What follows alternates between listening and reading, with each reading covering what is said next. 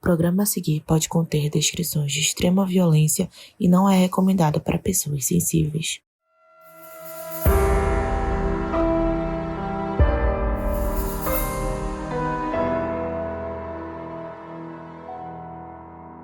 Eu sou a Mabê. E eu sou a Carol Moreira. De dentro do carro, uma mulher grávida ligou para emergência desesperada. Ela estava dirigindo quando começou a sentir contrações muito fortes. Quando a ambulância chegou, os paramédicos encontraram a mulher e o bebê que ela tinha acabado de parir. Pelo menos foi isso que ela disse para eles.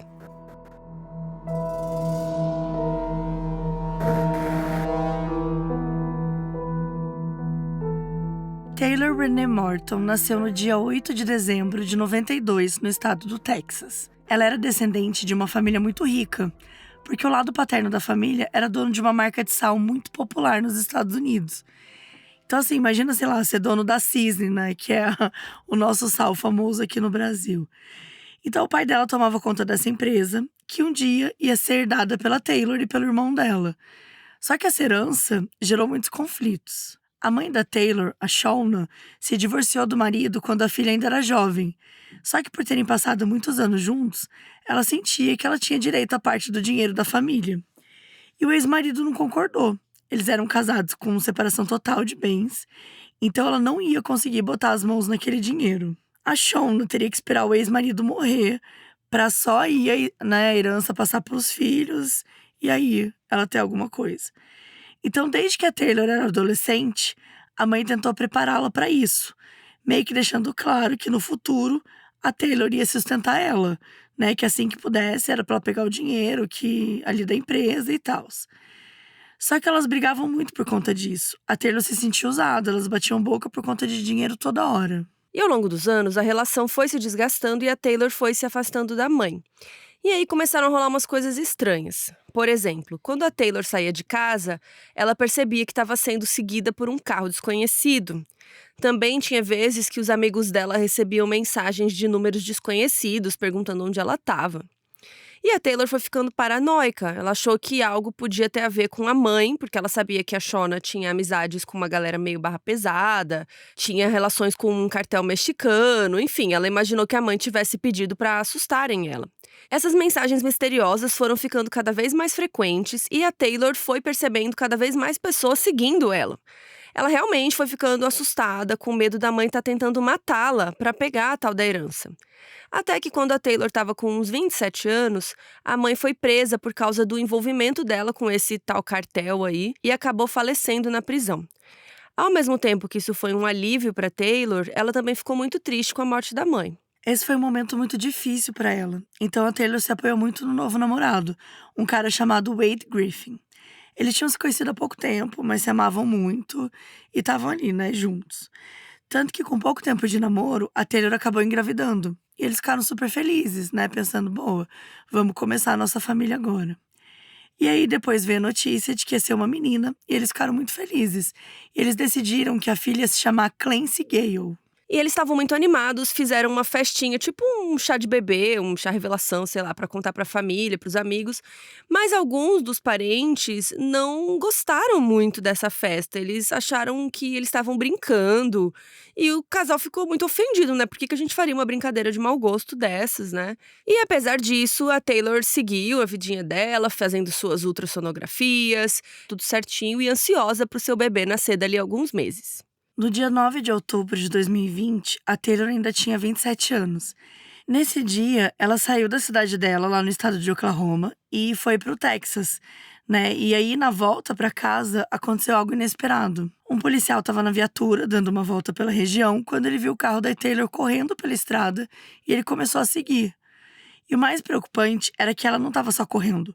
Ela estava fazendo zigue-zague na frente dos outros carros, né? Então, assim, era bem perigoso. Ela podia bater a qualquer momento. Até que por volta das 9h30, uma mulher que estava na estrada e viu o que estava acontecendo ligou para a emergência gritando, dizendo que precisava de uma ambulância porque estava ali um acidente prestes a acontecer.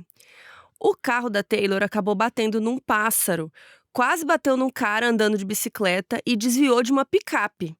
Tipo, muito grave. Enquanto isso, aquele policial ligou a sirene dele e foi atrás ali do carro para tentar fazê-lo parar no acostamento. Só que a Taylor demorou para perceber porque ela também estava no telefone com a emergência. Quando a Taylor finalmente parou, o policial desceu do carro e ouviu ela gritando e chorando. Ela estava no telefone tentando falar para a pessoa da emergência que precisava de ajuda. Só que ela estava tão nervosa que as frases não faziam sentido, assim, ela estava falando nada com nada. Então o cara entendeu que tinha um bebê no carro, mas não sabia o que tinha acontecido com ele. Quando o policial chegou perto da janela do carro, ele finalmente entendeu o motivo do choro e dos gritos. A Taylor estava coberta de sangue. Tipo, tinha muito sangue no corpo, na roupa, escorrendo pelas pernas dela. O policial também reparou que tinha, tipo, uma corda ensanguentada saindo da parte de cima da calça dela. E do lado dessa corda, ele viu um pezinho roxo. Então tinha um bebê recém-nascido dentro da calça da Taylor.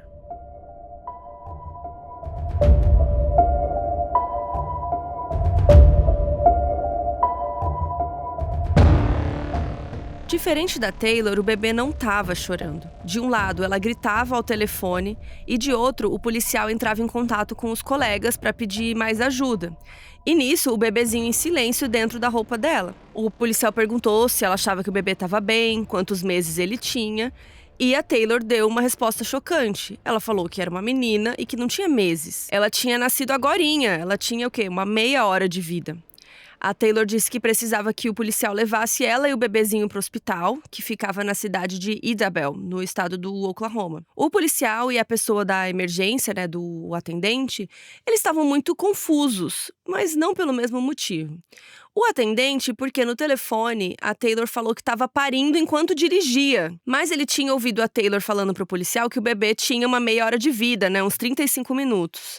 Então, por que ela tinha esperado 35 minutos para ligar para a emergência, se ela estava parindo, né? Então, o atendente ficou meio confuso. Já o policial ficou confuso porque o hospital mais próximo ainda era no estado do Texas. Então, por que a Taylor estava indo para um hospital que ficava em outro estado, se ela estava ali no meio de um parto, né? O policial tentou explicar para Taylor que tinha um hospital próximo chamado St. Michael's, mas ela se negou a ir lá, porque, segundo ela, aquele hospital tinha machucado outro bebê dela. Enquanto isso, uma mulher chamada Amanda estava dirigindo pela estrada quando ela viu um carro da polícia parado junto de outro carro. A Amanda era enfermeira e quando ela viu o carro da polícia, ela pensou que alguém pudesse ter se machucado, então ela decidiu parar e oferecer ajuda. Ela foi lá e o policial explicou qual era a situação e daí a Amanda correu para socorrer o bebê. E logo de cara, ela achou a situação meio esquisita. Como ela era enfermeira, ela já tinha participado de vários partos. Ela sabia, né, como era um parto, como era a cara de um bebezinho que acabou de nascer e tal. A pele da bebezinha estava de um roxo meio azulado, o que é comum em bebês, principalmente dos que nascem de parto normal. Só que a bebê estava muito limpinha. E normalmente, né, o bebê tá sujo de sangue e também de uma coisa chamada vernix, que é uma camada branca que envolve o bebê. É como se fosse um verniz mesmo, é uma coisinha branca assim que cobre o bebezinho todo, que é uma proteção para a pele. Inclusive, hoje em dia nem recomendam dar banho no bebê assim que ele nasce para poder deixar essa camada protegendo mais uns dias o bebezinho. Aí tem gente que dá banho uma semana depois, tem gente que dá banho 2 dias depois e tem gente que dá banho na hora. Vai de cada família, mas se o bebê acabou de nascer era pra estar com esse vernix. Então assim, essa bebê não tinha. Então isso ela já achou meio estranho, só que quando ela encostou no bebezinho, a bebê estava gelada. E aquilo era um péssimo sinal, porque indicava que o bebê tinha morrido, né? Tava muito geladinha. Mas ela não deixou isso transparecer, ela ficou calma pra não desesperar a mãe do bebê. Então, mesmo sem esperanças, a Amanda tentou fazer a bebê ressuscitar, né? Fazer uma massagem ali. Massagem cardíacas em bebê é algo muito delicado e não pode ser feita do mesmo jeito que em adultos. Nem adultos a gente faz com as 2 mãos no peito, aperta com força, né, para apertar o coração e estimular ele a voltar a bater. Às vezes a força necessária é tão grande que muitas pessoas até têm as costelas quebradas. Mas em bebês não, a gente não pode usar as mãos. Tem que ser só com 2 dedos e com movimentos leves, porque os ossos, né, e os órgãos dos bebês são muito mais delicados do que os nossos. Então, com muito cuidado, a Amanda apertou o peito da nenezinha com os dedos, enquanto a Taylor e o policial observavam tudo, né, super preocupados, esperando mais ajuda. A Taylor até começou a falar com a filhinha, né, incentivando ela a voltar. Ela falava, vamos lá, Clancy, respira, vai ficar tudo bem, nananã. E aí, pouco tempo depois disso, chegou a ambulância que eles tinham chamado e um dos paramédicos foi cuidar do bebê, enquanto a Amanda e um outro paramédico foram ver a Taylor, né? Eles perguntaram para quando estava previsto o nascimento, para saber mais ou menos de quantos meses o bebê tinha nascido, né? De quantas semanas. E a Taylor respondeu que estava para o dia 30. Só que aquele dia era dia 9 de outubro. Então eles entenderam que talvez ia ser dia 30 de outubro, né? Então a neném tinha nascido antes da hora. O que na cabeça deles fez sentido, porque talvez a Taylor estava longe de casa, não estava esperando ter o neném agora e entrou em trabalho de parto no meio da estrada. Só que a Taylor esclareceu e, na verdade, ela falou que era 30 de setembro. Então, na real, estava atrasado esse parto. Aí a Amanda ficou muito confusa, porque aquele bebê era muito pequenininho. Ele com certeza era um bebê prematuro. Então, se ela nasceu atrasada, né? Tipo, já era pra ter nascido e ainda era tão pequenininha, isso era muito preocupante. Será que ela tinha algum problema de saúde? A Taylor explicou que estava no mercado quando ela tinha sentido uma pressão na barriga e imaginou que fosse o bebê, porque estava atrasado, né? Só que ela não achou que estivesse parindo, senão ela teria ligado para emergência, né? Logo ali no mercado. Mas como estava meio desconfortável, ela decidiu voltar para casa. Só que no meio da estrada, ela tinha começado a sentir contrações muito fortes e uma vontade de fazer força para o bebê sair. E aí, depois que o bebê nasceu, ela ligou para emergência pedindo ajuda, mas continuou lá dirigindo, né, em direção à cidade que era onde ela morava. Só que mesmo assim, essa história ainda não tava, sabe, eles estavam achando meio estranho. A Taylor, uma hora, perguntou pro paramédico se ele tinha alguma coisa pra ela se limpar. Só que ela perguntou de um jeito assim: posso tirar essa coisa de mim? Eu tô com nojo, ela tá grudada em mim. Ela tá falando da filha. Essa coisa era a filha. O paramédico não entendeu nada, deixou pra lá e focou em examinar a Taylor. Até porque, gente, a reação depois de um parto é, né, a gente não tem como saber como a pessoa vai reagir. Tem mães que não conseguem olhar pro nenê na hora, porque o parto é muito traumático, né, a situação do parto. Então tem mães que cada uma reage de um jeito, né? Então, assim, até aí pode ser estranho, mas enfim, eles focaram lá. Então o paramédico falou: bom, vou seguir aqui, né? Vamos focar em atender a saúde aqui primeiro. E a Taylor tava muito suja de sangue, tipo, mais do que o esperado pra um parto. E ainda mais porque a nenezinha tava tão limpinha e ela tão suja de sangue. Tinha acontecido alguma coisa muito estranha nesse parto. E aí o paramédico ficou muito preocupado. A Amanda ainda estava lá ajudando, né, tentando fazer alguma coisa. Até porque se a Taylor estava perdendo tanto sangue, né, eles precisavam fazer alguma coisa. Não era só a bebezinha que estava em perigo. Aí eles pegaram uma tesoura, cortaram a calça que ela estava usando. E aí a placenta caiu no chão. Então ali dentro da calça ela já tinha parido o bebê e a placenta, né? Porque a placenta sai depois do bebezinho. Com a quantidade de sangue que o paramédico estava vendo, ele queria levar logo a Taylor e a filha para o hospital mais próximo. Mas ela ficava insistindo que ela queria só ir para o hospital lá na cidade dela. Aí o paramédico explicou os riscos, aquela coisa toda, gente, seu bebê não tá respirando, né? Tem que ir para o hospital mais próximo. Mas a Taylor encheu o saco. Então ele prometeu levá-la para a cidade dela, que ficava mais ou menos a uma meia hora dali. Aí eles se despediram da Amanda, agradeceram ela pela ajuda e tal. E no meio do caminho, eles conseguiram sentir o batimento cardíaco da bebê. E eles ficaram super aliviados. Ou seja, ela não tinha nascido morta, então ainda tinha esperanças dela melhorar, né? Aí eles chegaram no hospital, o bebê foi levado às pressas para ser atendido pelos médicos e a Taylor foi levada para um outro ambiente, né, para ser examinada. E apesar de todo o sangue que os paramédicos viram no carro, ela não parecia fraca, ela não estava com a pressão baixa, ela parecia muito normal. Claro que não significava que ela não tinha um sangramento interno ou alguma coisa grave, né? E aí uma das enfermeiras encostou na barriga dela para sentir a pulsação do útero, porque mesmo depois do parto, o útero ainda fica contraindo, né, durante um tempo. E a força dessas contrações poderia indicar se a Taylor ainda estava sangrando por dentro, enfim.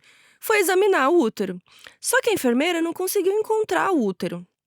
E assim, uma enfermeira experiente, já tinha participado de vários partos, mas ela não estava achando o útero da mulher. Aí ela ficou preocupada, porque falou, tem alguma coisa muito errada, e pediu um ultrassom para averiguar a situação, né, entender o que estava rolando.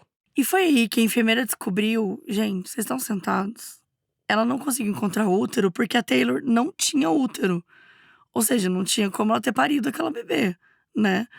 Além da ultrassonografia, né, que mostrava que ela não tinha útero, eles também fizeram um exame de sangue que confirmou que ela não tinha nenhum hormônio relacionado à gravidez. Então, assim, gente, muito suspeito, né? Então, uma coisa foi bem esquisita aí. Todo mundo no hospital ali foi avisado pra ficar de olho nela e tal. Em seguida, um outro médico foi no quarto dela explicar o resultado dos exames, tentar entender ele com ela. E a Taylor não lidou nada bem. Ela se recusou a aceitar, disse que estava tudo errado, mandou repetir os exames. E os médicos, assim, né, falando que estava tudo certo, mas que eles poderiam fazer um exame vaginal, se ela quisesse mais uma terceira confirmação, além do exame de sangue e do ultrassom. Ele explicou que se ela tivesse parido a bebezinha, o exame vaginal iria confirmar. E ela ficou muito ofendida. Como assim, se eu tivesse parido? Claro que eu pari o bebê, como assim? Acabei de parir o neném, vocês estão falando que como assim, né? E ela ficou muito brava, se sentiu ofendida, começou a falar que não ia fazer mais exame nenhum, que aquele hospital era um lixo, não sei o quê. E aí, depois de muito convencimento, muita calma, o médico conseguiu fazer o exame, que só deu mais certeza pra ele que aquele bebê não era da Taylor. E aí não teve jeito, né, gente? Se aquele bebê não era dela, se ela não tinha parido, de quem era esse bebê? Os médicos ligaram pra polícia e eles foram lá no hospital pra pegar a bebezinha, porque da Taylor ela não era. E aí, quando os policiais entraram no quarto pra falar com a Taylor, ela tava muito confusa, tipo, sonsa. Falando assim, como assim? Por que a polícia tá aqui? Fez de desentendida. Só que logo de cara, os policiais já falaram que sabiam que aquela bebê não era dela, que os médicos tinham como provar, então que eles precisavam saber o que tinha acontecido. E a Taylor continuou confusa por um tempo.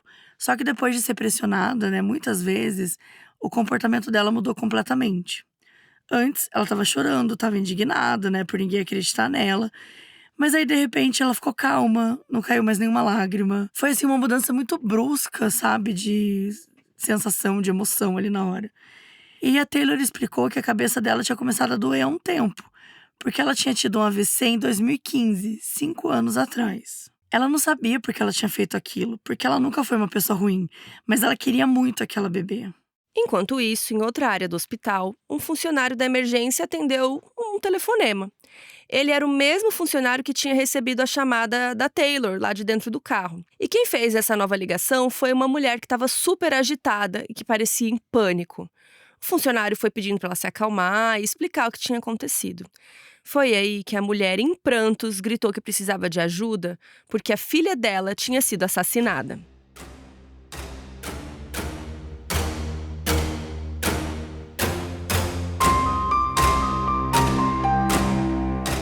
Fingir que pariu um bebê no meio da estrada não foi a primeira mentira que a Taylor contou. Gente, vocês estão sentados? Tudo que a gente disse até agora, toda a biografia do início desse episódio é falsa. A Taylor não era herdeira da marca de sal, a mãe dela não tinha tentado matá-la, nem tinha morrido na prisão. Muito pelo contrário, a mãe dela estava muito viva. A família do pai dela não era milionária e não tinha briga nenhuma por conta de herança. A gente não tem muitas informações de como foi a vida da Taylor na infância. O que a gente sabe é que ela começou a inventar histórias desde criança. Na quarta série, ela fingiu que estava com câncer. Alguns anos depois, fingiu que estava grávida pela primeira vez e depois disse que tinha perdido o bebê. Aos 17 anos, ela ficou grávida de verdade e teve uma filha chamada Emerson. E quando ficou adulta, a Taylor inventou a história de ser herdeira de família de sal e não sei o que lá. Mas para outras pessoas, ela contou uma outra mentira.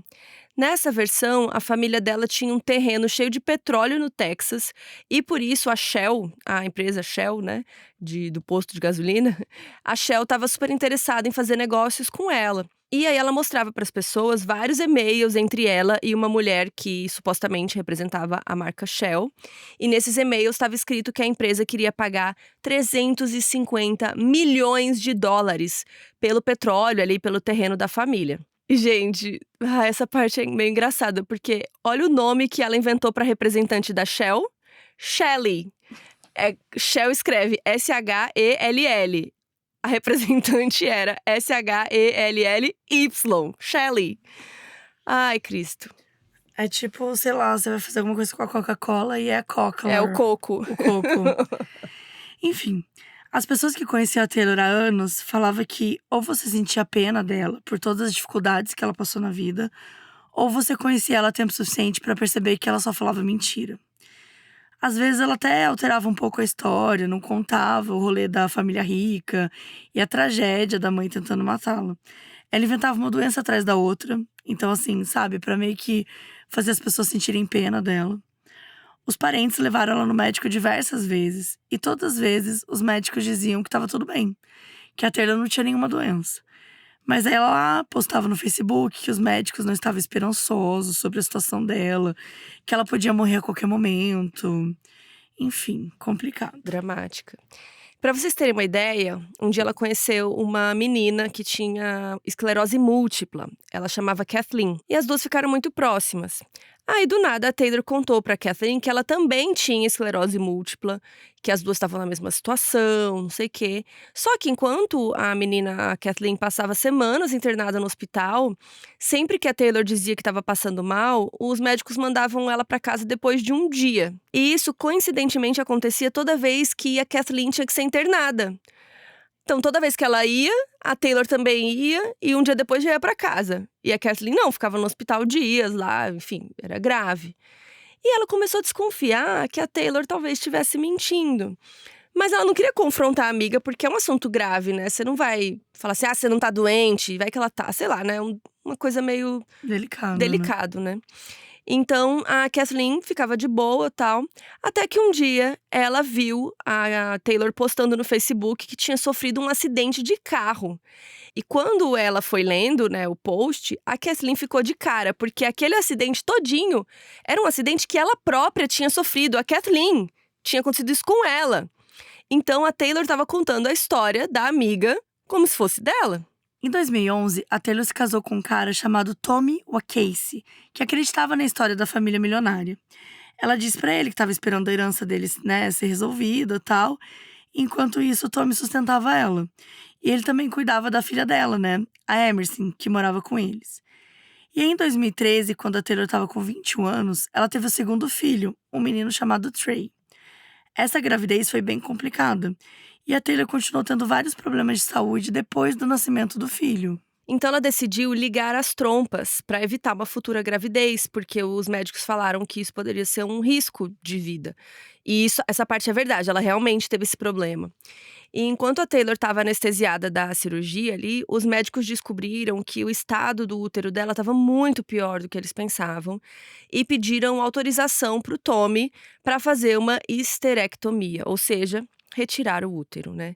E aí, com medo que a Taylor morresse, ele acabou autorizando e eles tiraram, então, o útero e um dos ovários dela.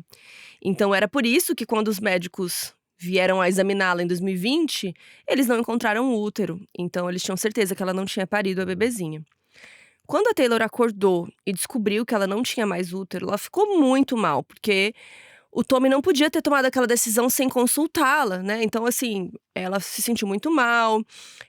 Mas é aquilo, né? Uma situação de vida ali também, ele não tinha o que fazer. Enfim, muito difícil. Mas isso gerou uma crise no casamento deles. A Taylor ficou muito magoada e resolveu começar a traí-lo com um monte de gente.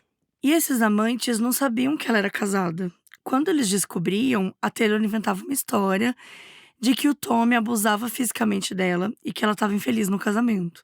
Gente, olha isso, ela ia tão longe nas mentiras que ela fazia autolesões, sabe? Tipo, pra meio que fingir que… Tipo, ela criava hematomas nela pra fingir que o Tommy tinha batido nela, né? Sabe? Que alguma coisa tinha acontecido, mas assim, ele nunca fez nada com ela. Até que um dia, o Tommy descobriu sobre essas traições e ele pediu o divórcio. Isso foi em 2017. Nessa época, a Taylor tinha 25 anos. E aí, no fim, ele ficou com a custódia tanto do Trey quanto da Emerson, que não era filha biológica dele, mas que ele tinha criado ali enquanto ele estava com a Taylor. E olha que delicado tudo isso, né, gente? A filha biológica dela acabou ficando com ele. Então, pro juiz tomar essa decisão, né, ele viu que tinha alguma questão muito grave ali naquela família, né? O divórcio com o Tommy nem tinha saído quando ela conheceu um outro cara chamado Hunter Parker e engatou aí num relacionamento. Em 2018, 11 dias depois do divórcio sair, ela já casou com o Hunter. E aí já dá pra ver que ela tinha um modus operandi meio claro ali, né? Sempre que um relacionamento acabava, ela já engatava no próximo. Aí contava as mentiras pro cara, né? E aí o cara sustentava ela. Só que chegava a um ponto que esses namorados, maridos, cansavam das mentiras, das doideiras que ela inventava e terminavam. E o fato dela ter ficado grávida, né, anteriormente, meio que ajudou a manter um pouco a relação.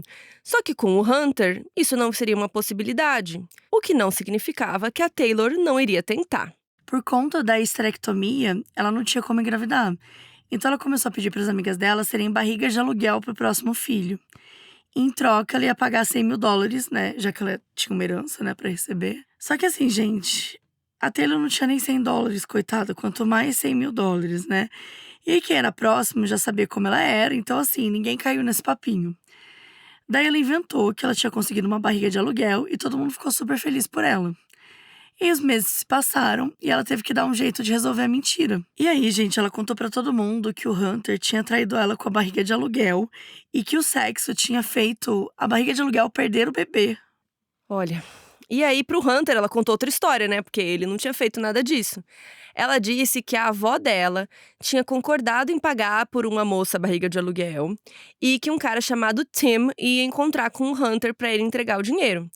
Só que bem no dia de entregar o dinheiro, o Tim sofreu um acidente de carro e os paramédicos que atenderam a ligação roubaram o dinheiro. O Hunter recebeu uma mensagem do tal do Tim pedindo desculpas pelo que aconteceu, com uma foto de uma mala azul cheia de dinheiro como prova que ele estava com o dinheiro para entregar naquele dia. A foto foi meio estranha para o Hunter, então ele deu um Google e pesquisou assim: mala azul cheia de dinheiro. E adivinha que foto apareceu? Foi a primeira foto que apareceu. Inclusive, a gente também pesquisou em inglês e foi a segunda imagem que apareceu, gente. Podia ter escolhido melhor, né? Podia ter escolhido uma mais, né? O Hunter tentou fazer ela confessar toda essa mentira, só que ela inventava mais mentira em cima e aí ele não aguentou mais e pediu o divórcio em 2019, pouco mais de um ano depois do casamento.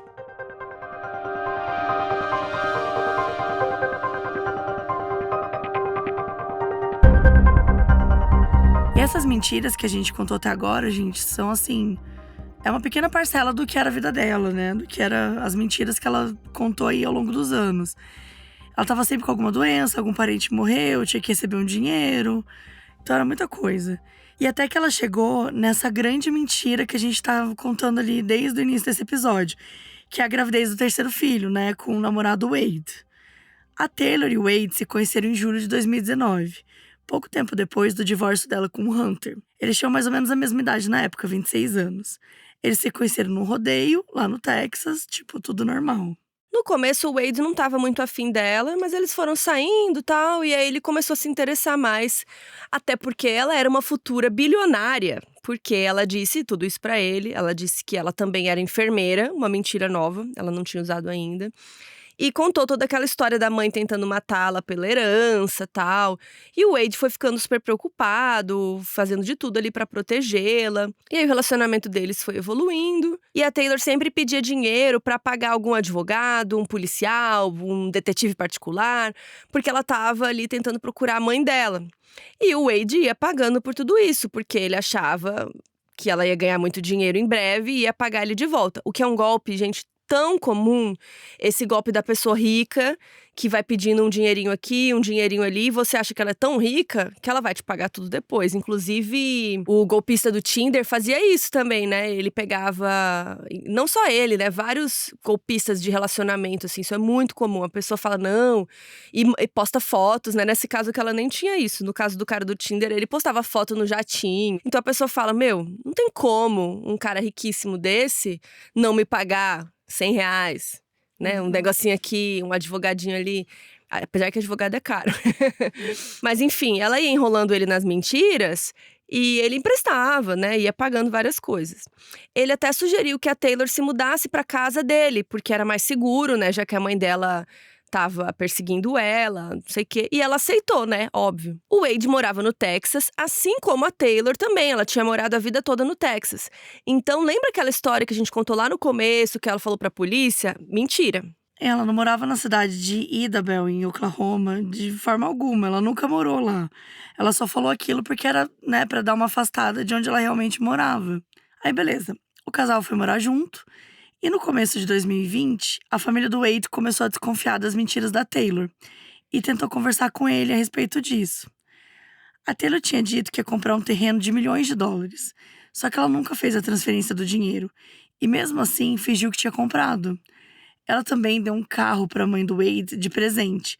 Só que meses depois, ela pediu o carro de volta. Porque tinha um grave defeito e a concessionária ia trocar. Gente, que coisa bizarra, né? De onde que ela arranja um carro? Enfim, a mãe dele ligou para a concessionária. E eles falaram que eles tinham pego o carro de volta por falta de pagamento. Daí o Wade colocou toda a culpa dos comportamentos estranhos na mãe da Taylor, né?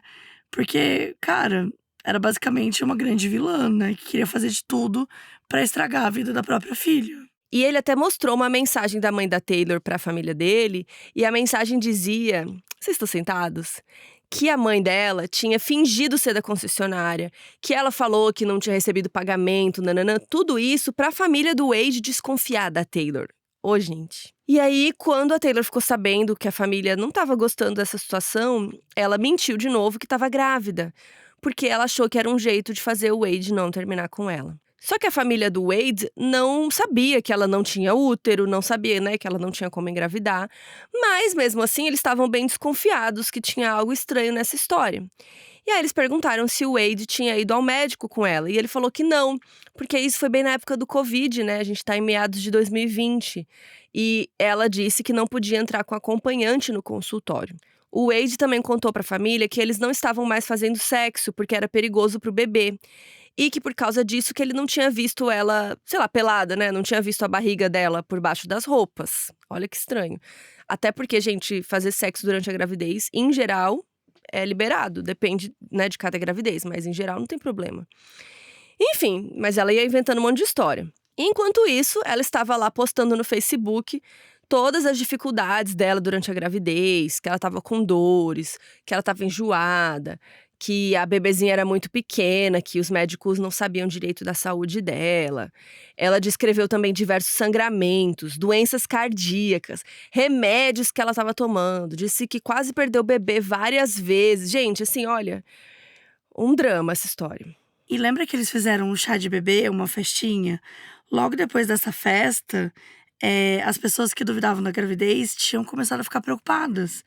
Porque fingir que tá grávida é muito difícil, né? Porque assim…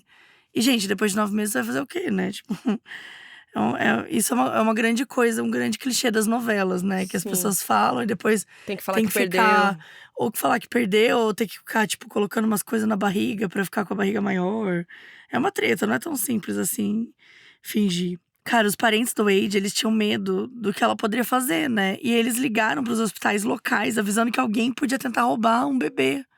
Cara, olha o ponto que chega essa história. E interessante que eles foram sacando sinais, né, dela. E percebendo que o marido não tava entendendo, né? Super. O cara não tava vendo nada. Bom, na mesma época, o Wade recebeu uma mensagem anônima dizendo que a Taylor não tava grávida de verdade, que tava fingindo pra ele não terminar com ela. E assim, não dá pra saber quem mandou, né, gente? Mas a família do Wade talvez tenha um dedo aí, né? Essa mensagem também dizia que os hospitais tinham sido avisados, porque ela estava ficando sem tempo, já estava ali, né, chegando o prazo ali desse neném nascer. O Wade achava tudo um absurdo. Para ele, a Taylor estava grávida. Ele tinha visto o teste de gravidez, os ultrassons. Só que vocês sabem, gente, existem sites que vendem versões falsas de tudo isso. A Taylor tinha comprado testes falsos, daqueles de caseiros, assim. E, né, o teste dava positivo, você tem como comprar isso online. Inclusive, hoje em dia é até mais fácil isso, né? Assim, se bem que foi em 2020.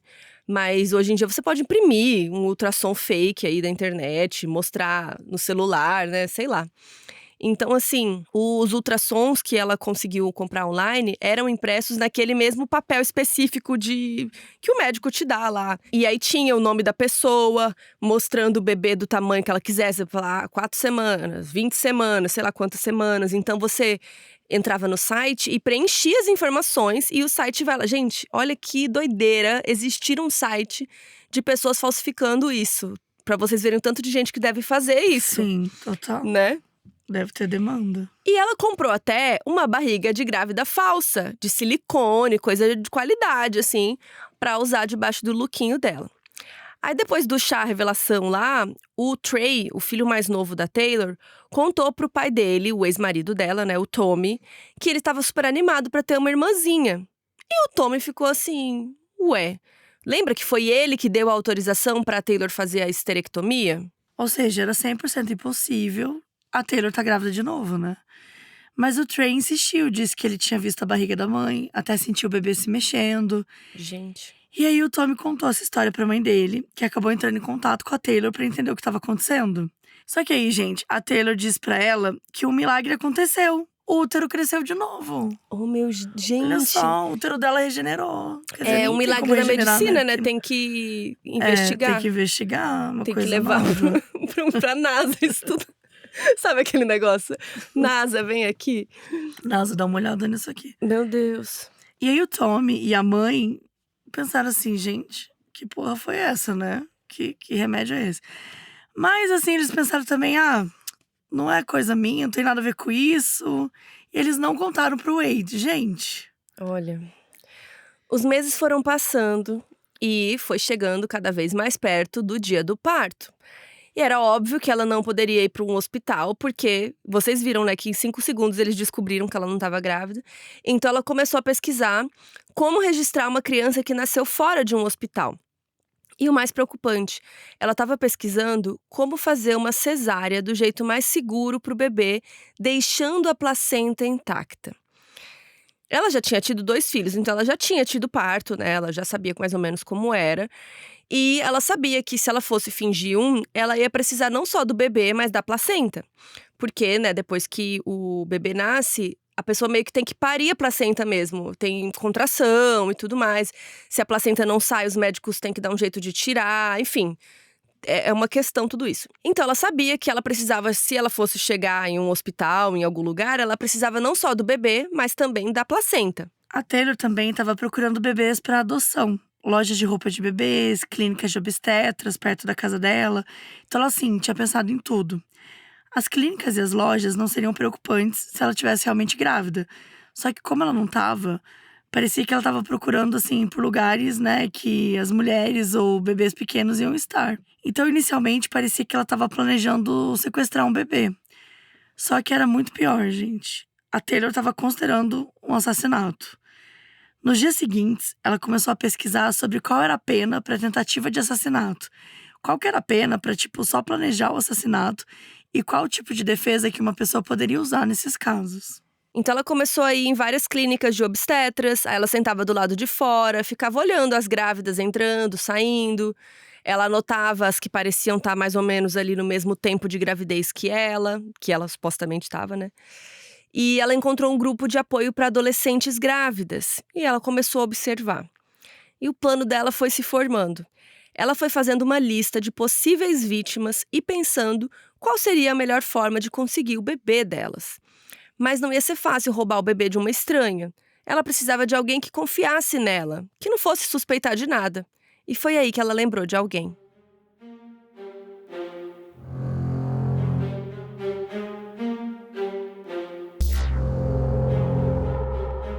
Regan Michelle Simmons nasceu no dia 14 de novembro de 98, em Arkansas, nos Estados Unidos.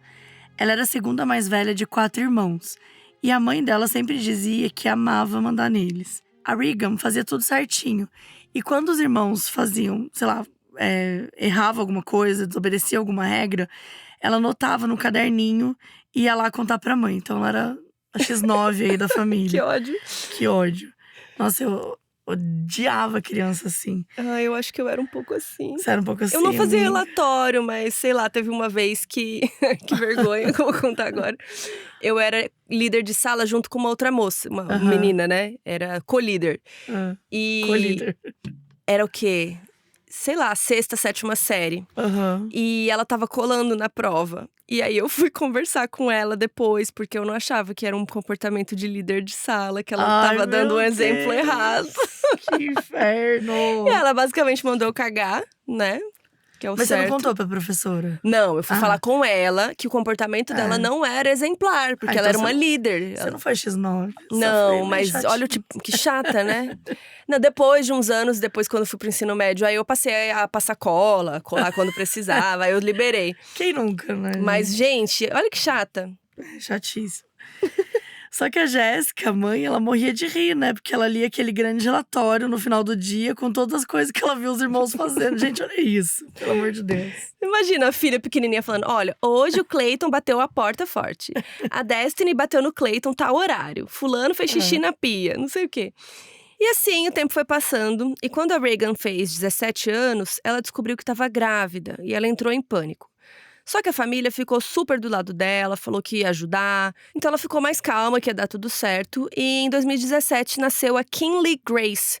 E aí foi uma alegria para essa família. Ela era a primeira netinha, a primeira bisneta também.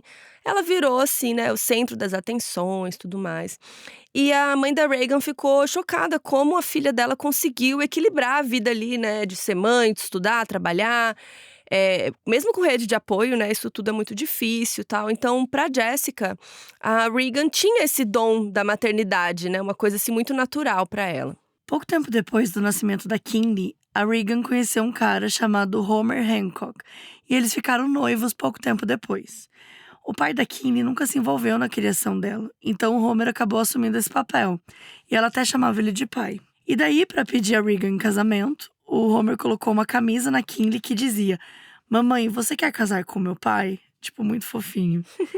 E o casamento… Pô, mas tem que usar criança, que sacanagem. né? O casamento estava marcado para 2020, só que antes da festa, a Reagan descobriu que ela estava grávida de novo e ia ter outra menininha. E daí eles decidiram chamar a filha de Braxlyn Sage e deixaram a Kinley contar para a família, porque ela estava muito animada para ter uma irmã. E, gente, complicado, hein? Kinley, irmã da Braxlyn Sage. Braxlyn é complicado. E aí todo mundo ficou super animado, né? Não viam a hora de conhecer a nova integrante da família. Mas o destino da Reagan mudou quando ela se cruzou com quem? Com a Taylor. Elas se conheceram em 2019, quando a Reagan estava procurando alguém para fazer um ensaio de fotos para anunciar sua gravidez. E a Taylor tinha experiência com fotografia. E a Reagan acabou contratando ela para fazer um ensaio. E nessa época, a Taylor ainda não estava emboscando mulheres grávidas. Foi realmente uma coincidência da vida, foi outra época. A Taylor foi lá, fez a sessão de fotos, a Reagan curtiu o trampo dela e contratou ela outras vezes. Tirou fotos do noivado da Reagan com o Homer, tirou fotos do casamento dos dois em 2020. Então ela foi virando meio que ali a fotógrafa da família. E assim, a Taylor e a Reagan não ficaram super amigas, mas elas tinham ali um contato, né, ao longo dos meses. Tanto que a Taylor contou pra ela que estava grávida de uma menina, daí elas iam nascer bem próximas, aquela coisa. O parto da Reagan estava programado para o começo de novembro e o suposto parto da Taylor para o final de setembro. Então, né, ela ia ser um pouquinho mais velha. As duas brincaram que as filhas iam, né, acabar crescendo amigas, porque a Reagan tinha gostado muito do trabalho da Taylor, que queria chamá-la, né, para tirar mais fotos. E daí, quando a Taylor começou a ideia de roubar um bebê, ela se lembrou da Reagan, porque ela era uma pessoa que ela teria fácil acesso, né, que ela não ia precisar sequestrar, emboscar e tal, e que ia ter um parto próximo do dela. O do dela, bem entre aspas, né? E foi aí que a Taylor decidiu que a Reagan ia ser a sua vítima. No dia 5 de outubro, estava marcado da Taylor ir pro hospital fazer a indução do parto, porque era pra filha dela ter nascido no final de setembro, já era outubro, né? Só que, enfim, não tinha bebê, então ela fingiu tudo isso. Convenientemente para ela, naquela madrugada aconteceu um incêndio na casa onde ela morava com o Wade. Não era algo muito grande, e então o Wade conseguiu apagar sozinho, ninguém se machucou. E claro, né, gente, que esse incêndio do nada no mesmo dia, a polícia investigou esse incêndio mais tarde e declarou que não foi um acidente, mas não descobriram o que realmente aconteceu. Só que assim, né, muito provavelmente a Taylor fez alguma coisa aí. Enfim, resolveram o incêndio ali, o Wade conseguiu voltar a dormir, mas a Taylor tinha outros planos. Como não tinha como ela ir para o hospital e induzir um parto que não existia, ela precisou pensar em alguma outra coisa. Se a Taylor tivesse mesmo começado o incêndio de propósito, aquele tinha sido o primeiro plano para ela atrasar o parto. E quando não deu certo, ela teve que pensar numa outra coisa. E daí ela pegou um celular e instalou um aplicativo que modifica a voz, ligou para o hospital e disse que tinha uma bomba lá dentro. De manhã ela contou pro Wade que eles tinham remarcado a indução, porque tinha uma ameaça de bomba no hospital. Nossa. Gente, por causa do incêndio, né, a casa do Wade estava sem água. E daí eles tiveram que ir pra casa da mãe dele tomar banho. Chegando lá, a mãe dele tentou falar com ele de novo dessa história, que essa gravidez não era verdade, né? Tipo, já tinha passado Gente, mas do era só arrancar a prazo. roupa dessa mulher. Eu não entendo, entendeu? Enfia uma Cada um faca na segura barriga o braço, dela. Que exato. horror. Cada um segura um braço, levanta a blusa. Acabou. Ai, que tava tudo muito suspeito. Imagina, gente, passou a data já. E agora a casa dele tinha pegado fogo, tinha uma bomba no hospital, sabe? A família do Wade tava assim… Que porra é essa? Só que o Wade, não, com certeza. Se tem alguma coisa, foi a Shona, a mãe da Taylor. Porque lembra que a mãe da Taylor estava, entre muitas aspas, tentando matá-la? Só que, finalmente, gente, aquela conversa deixou uma pulga atrás da orelha desse cara. Porque ele nunca tinha visto a mãe dele daquele jeito. Ela tava muito preocupada, sabe? Não é assim… Sabe assim, a mãe que não gosta da nora? Não era isso, sabe? Ela tava muito preocupada. E, inclusive, ela gostava muito da Taylor até o anúncio da gravidez. Então, no dia seguinte, no dia 6, o Wade parou pra pensar que realmente não tinha nenhuma prova de que a Taylor estava grávida. Ele tinha visto resultados do ultrassom, mas ele nunca foi com ela fazer o exame, nunca viu a barriga dela por baixo da roupa. Gente, ele finalmente, né, entendeu o que estava acontecendo. E daí ele sentou pra conversar com a Taylor e disse que ia defendê-la da família dele, mas que precisava de provas que ela estava mesmo grávida. E a Taylor, gente, ela ficou muito ofendida. Disse que era um absurdo, né, ele duvidar dela. E que ele se sentiria um idiota quando ela desse à luz em alguns dias. E tá, no dia 7, a Taylor foi visitar a Regan pra levar um presente pra ela. Depois do encontro, a Regan postou no Facebook agradecendo a Taylor pela visita, dizendo que tava com saudades dela, que foi muito legal, que foi muito fofo, que a Taylor levou um Starbucks pra ela e tudo. Aí eu fico me perguntando o que era esse Starbucks, né? Porque grávida não pode tomar café. Pode, assim, Olha. muito pouquinho, né? Mas no fim da Ah. gravidez, provavelmente não. Bom, às vezes ela tomou e foda-se, né? Também tem isso, mas não sei. Aí no dia seguinte, a Taylor foi na casa da Regan de novo. As duas passaram a tarde conversando e brincando com a Kinley, a outra filha da Regan, né? Quando Homer, o marido da Regan, chegou em casa do trabalho, ele viu as duas se divertindo, conversando. Ele não foi lá atrapalhar nada, só ficou ali de longe. Mas ele ouviu uns pedacinhos da conversa. A Regan comentou com ela como estava com inveja da barriga da Taylor, porque apesar dela já ter passado da data do parto, a da Taylor ainda estava bem pequena. Isso por quê, gente? Porque a Regan estava com 34 semanas. Ainda faltava um tempo para o final da gravidez, né? O nenê pode nascer a partir de 37 semanas sem ser prematuro. Então, a Regan estava com uma barrigona, né? Ainda tinha mais um mês, mais ou menos, ali de gravidez. E ela já estava com um barrigão. E a Taylor riu e falou que estava cansada de estar grávida, né? Que não via a hora de ter a indução do parto naquela semana, conhecer a filhinha dela e tal. Quando ela chegou em casa, a Taylor começou a pesquisar sobre cesáreas de bebês com menos de 35 semanas. Então ela queria saber se já era seguro o bebê da Regan nascer e ser sequestrado naquela semana. Ela já tinha planejado tudo, já tinha acesso à casa da Regan, já conhecia a dinâmica familiar, ela sabia o que fazer, como fazer. E ela decidiu que o dia seguinte seria o último de gravidez, tanto dela quanto da Regan.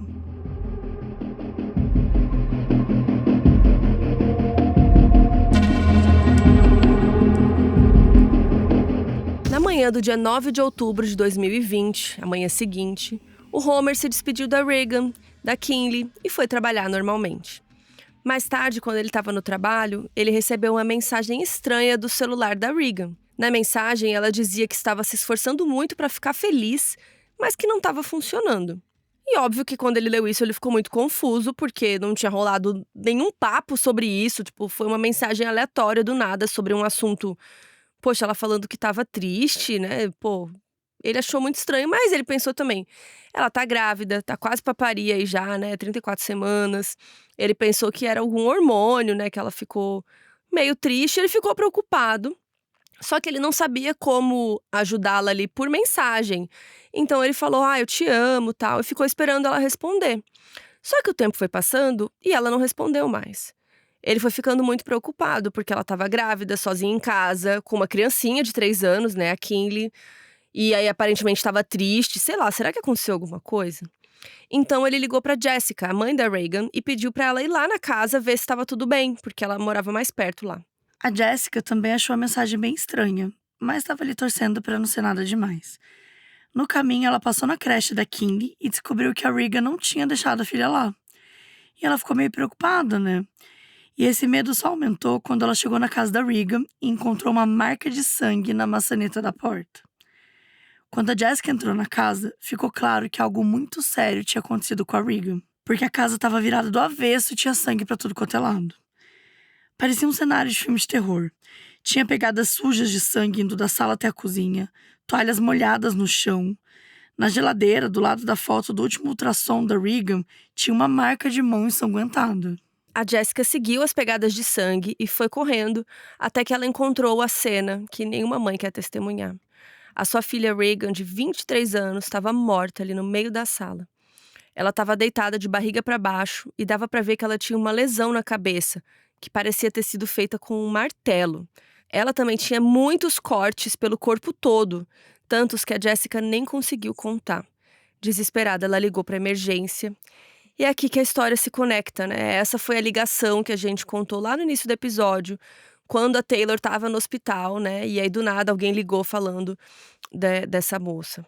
Essas horas que levaram para o corpo da Reagan ser achado, a Taylor tinha roubado o bebê, forjado o acidente na estrada, sido levada para o hospital e tinham descoberto que ela não estava grávida coisa nenhuma. Depois da emergência, a Jessica ligou para o Homer e ele correu de volta para casa. O pior é que, no meio da confusão, a Jessica tinha esquecido de procurar pela Kinley. E daí eles só perceberam isso quando o Homer chegou. Ele saiu gritando o nome dela pela casa, até que conseguiu encontrar ela dentro do quarto, chorando bem baixinho e perguntando pela mãe. Então, ela estava dentro da casa o tempo todo e provavelmente tinha ouvido a mãe ser assassinada. O Homer imediatamente pegou a bebezinha no colo e saiu da casa, porque ele não queria que a Kinley visse a mãe, né, ali. Enquanto isso, a polícia e os paramédicos chegaram e o investigador responsável disse que foi a cena de crime mais impactante que ele já tinha visto. Não tinha esperança da Reagan ser salva, infelizmente, mas quando Homer falou para a polícia que a esposa estava grávida de 34 semanas, os paramédicos entraram em ação. Porque apesar dela realmente já ter morrido, a gestação já tinha 34 semanas, né? Era um bebê prematuro, mas com certeza eles poderiam salvar esse bebê, né? Ainda poderia acontecer algum milagre. Só que quando eles viraram a Reagan de barriga para cima, eles descobriram que salvar esse bebê seria impossível, porque simplesmente não tinha mais bebê na barriga da Reagan.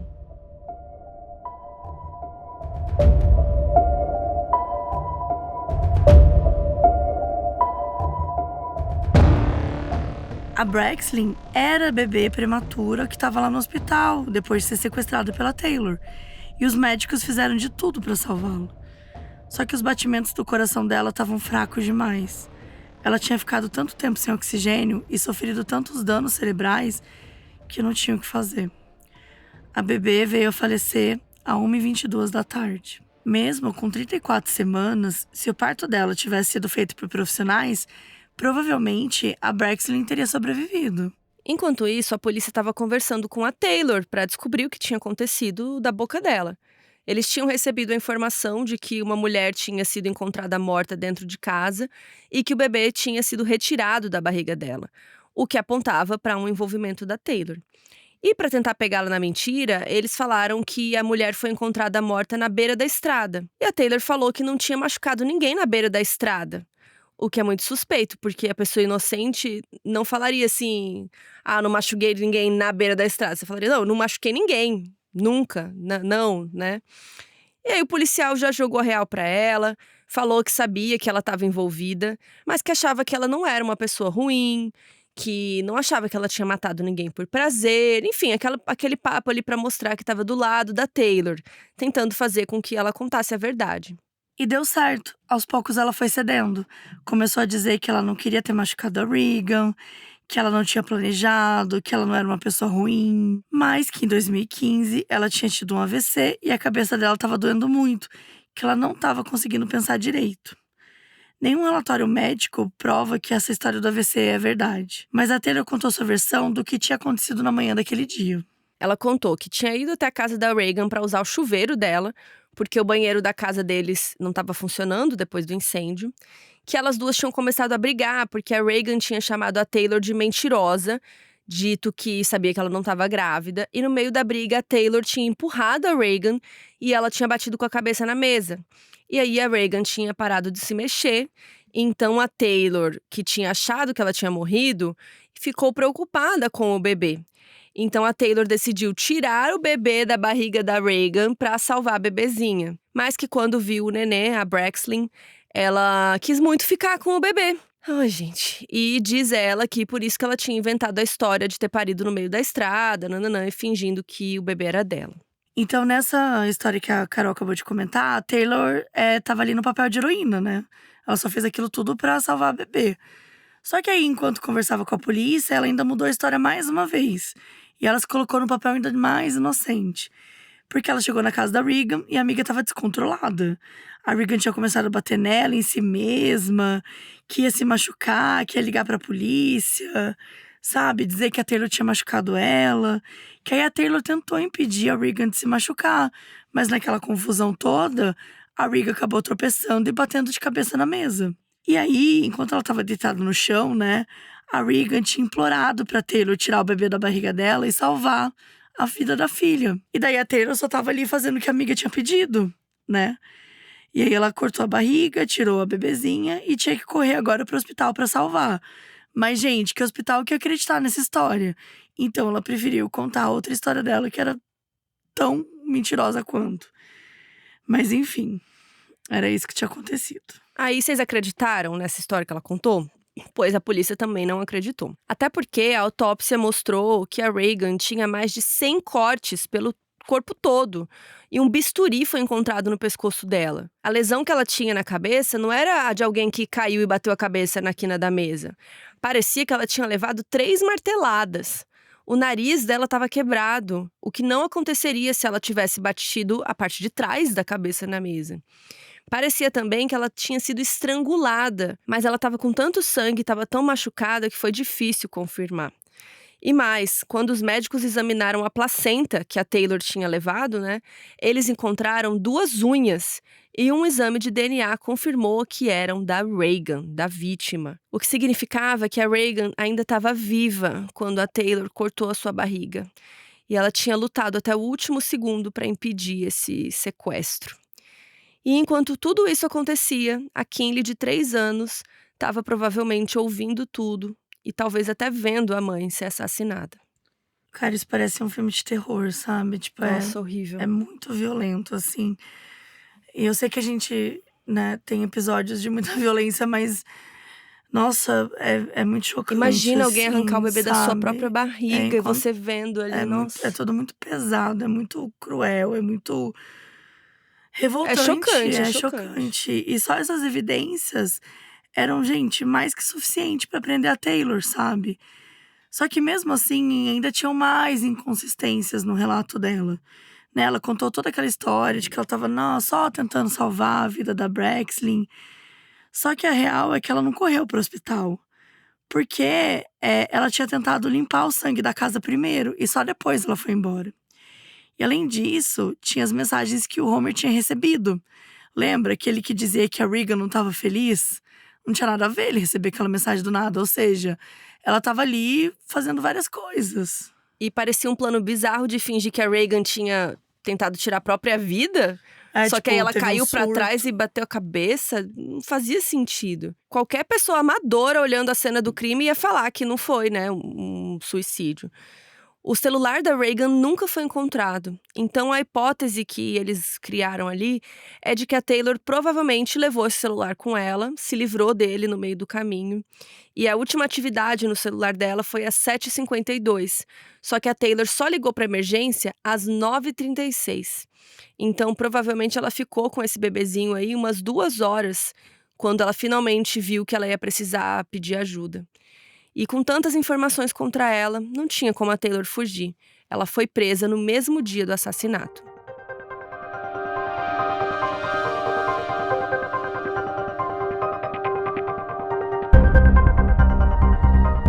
Logo após ser presa, a Taylor tentou esperar o julgamento em liberdade, mas o pedido foi negado. Depois disso tudo, ficou claro para o juiz que, assim, não era uma pessoa confiável e não ia liberar ela. Quando Wade ficou sabendo de tudo que aconteceu, ele cortou relações com a Taylor imediatamente. Ele ficou muito magoado, ficou em estado de choque, porque além dela ter mentido para ele o tempo todo, ele não poderia perdoar com o que ela fez com a Regan e com o bebê. E ele se sentiu muito culpado, porque ele pensou que se talvez ele tivesse ouvido sua família, se ele tivesse pedido provas pra ela logo no começo, né, talvez ela não tivesse chegado àquele ponto. A gente eu culpo também, porque assim, que pai é esse que não põe a mão na barriga, Não fez sabe? nada, Que não né? vai num exame, que não vai não sei o que, desculpa, tipo… Eu merda, entendo isso, que ele foi meio merda, mas ao mesmo tempo ela era tão manipuladora Sim, que como que o cara nem envolvia, percebeu, né, ao ponto que chegou que ele… Quando foi dar 9 meses que ele falou, nossa, eu nunca peguei na barriga. Nossa, eu nunca vi ela pelada, sei lá, nunca vi a barriga dela, o Ela devia umbigo fazer dela. bastante coisa também, tipo, não encosta em mim, tô com dor, Sim, alguma tô coisa passando assim. mal. Ela devia Mas, fazer nossa. muita coisa. Nossa, que é bem triste mesmo. Eu entendo ele ficar mal, né, enfim. E apesar da Taylor ter tentado justificar toda a situação, falando, né, que ela estava salvando o bebê, ninguém caiu nesse papo.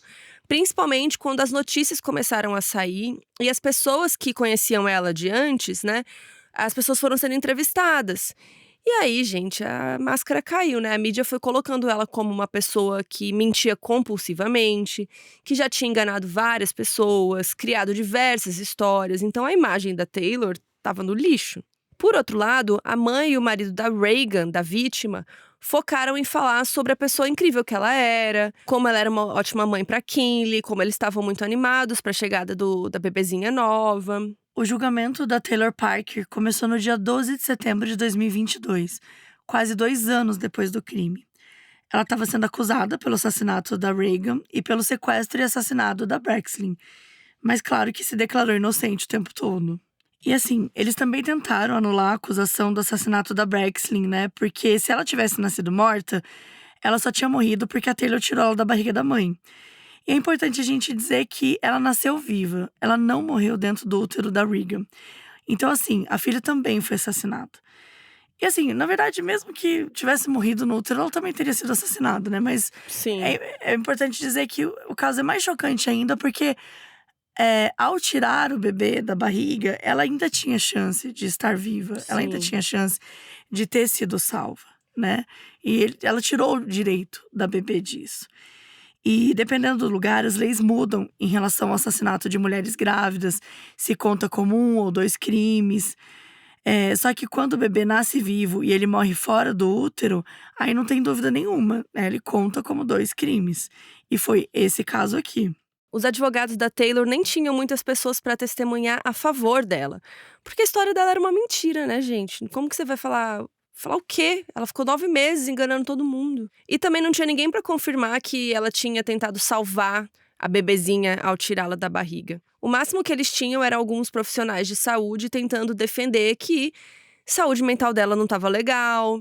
Mas assim, né, isso não significa nada em relação ao crime. Ela cometeu o crime de qualquer forma. Durante o julgamento, a acusação chamou várias pessoas para testemunhar sobre todas as mentiras que a Taylor já tinha contado a vida inteira. Os 2 ex-maridos foram chamados e contaram as histórias dela falar que era herdeira, da mãe dela, sei lá o que, de tentar matar ela, que ela tinha usado eles como manipulação, né? Ela usou todas essas histórias para manipulá-los. O Tommy, o primeiro marido, confirmou a história da histerectomia. Os exames foram feitos na Taylor e provou que realmente ela nem tinha útero. Até a Shauna, a mãe da Taylor, né, que estava viva, que enfim, lembra, ela não foi morta na cadeia, não tinha nada a ver. Ela não tinha ligação com o cartel mexicano, enfim. Até ela apareceu para testemunhar. Ela disse que sabia por alto sobre as coisas que estavam acontecendo, porque ela e a filha não eram muito próximas.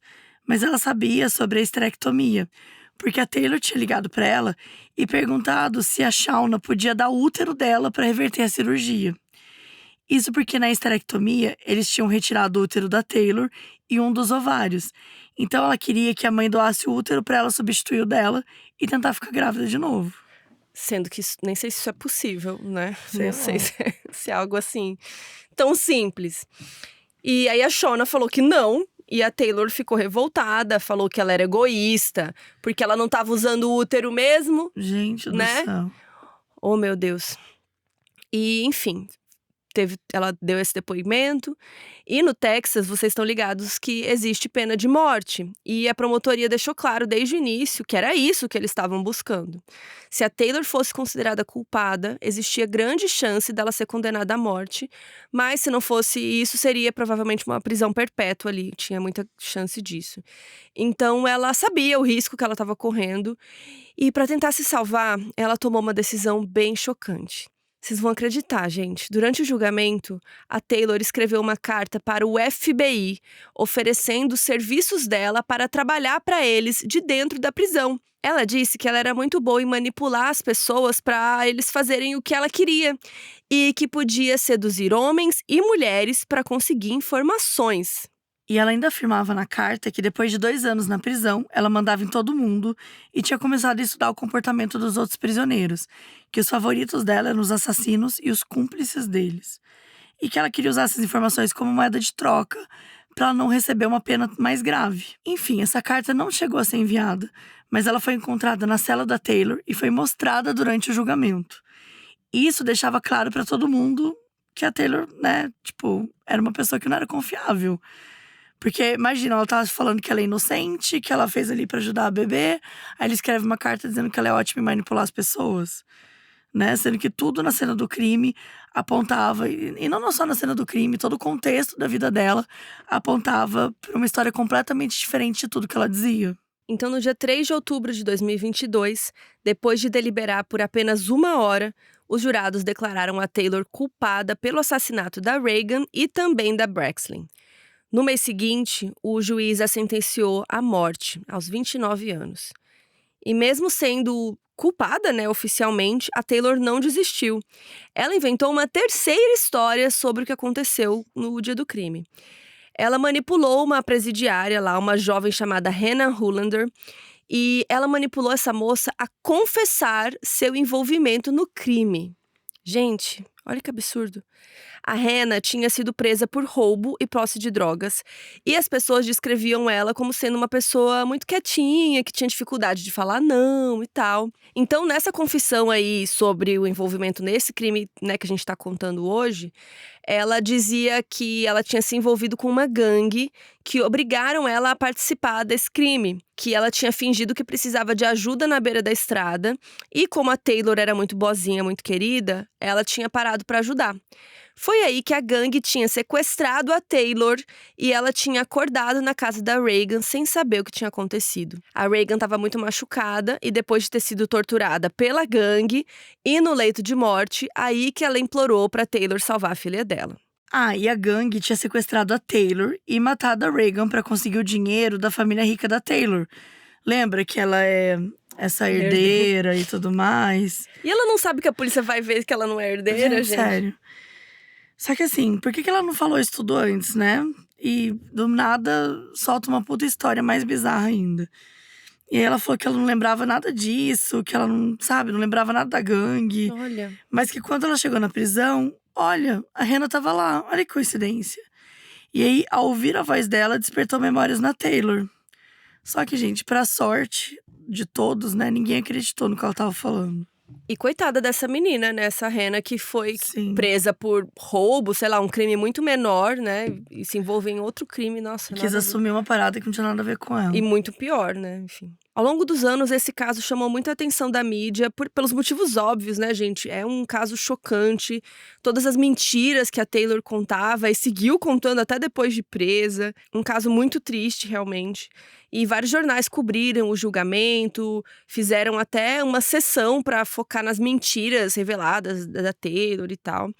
E depois da sentença, as pessoas que conheciam a Taylor continuaram dando entrevistas, contaram mais histórias, né? Por exemplo, aquelas histórias das amigas barriga de aluguel que ela tinha oferecido e tudo mais. Atualmente, a Taylor tem 34 anos e segue no corredor da morte, mas ainda não tem uma data para execução. De acordo com o Departamento de Justiça do Texas, demora em torno de 11 a 18 anos para a pena de morte acontecer.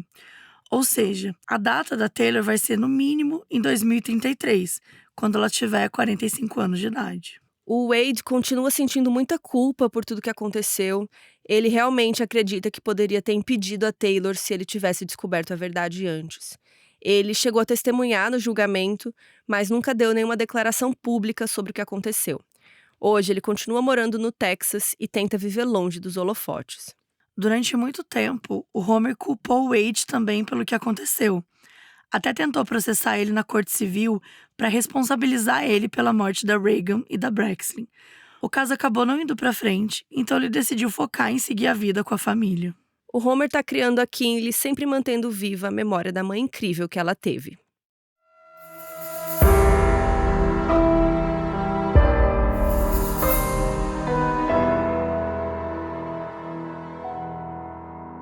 O áudio no início desse episódio é de Julie Flexa. Obrigada por nos apoiar!